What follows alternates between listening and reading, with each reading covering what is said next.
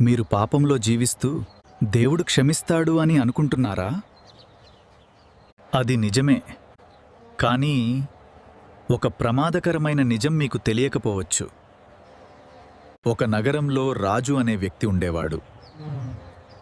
అతను ప్రతిరోజూ తప్పు పనులు చేసేవాడు. అతనెప్పుడూ ఇలా అనుకునేవాడు, పర్వాలేదు, చివర్లో దేవుడు క్షమిస్తాడు. రోజులు గడిచాయి. అతని మనసు కఠినమైంది. ప్రార్థన ఆగిపోయింది. దేవుని గురించి ఆలోచన కూడా తగ్గిపోయింది. ఒకరోజు అతను అనారోగ్యంతో పడిపోయాడు. ఆ రాత్రి అతనికి ఒక భయంకరమైన కల వచ్చింది.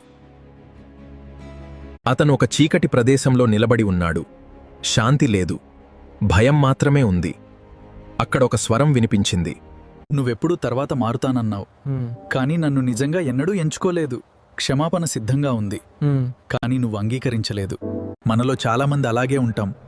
రేపు మారుతాను అని అనుకుంటాం, కానీ నిజమేమిటంటే సమయం ఎవరికీ గ్యారంటీ కాదు.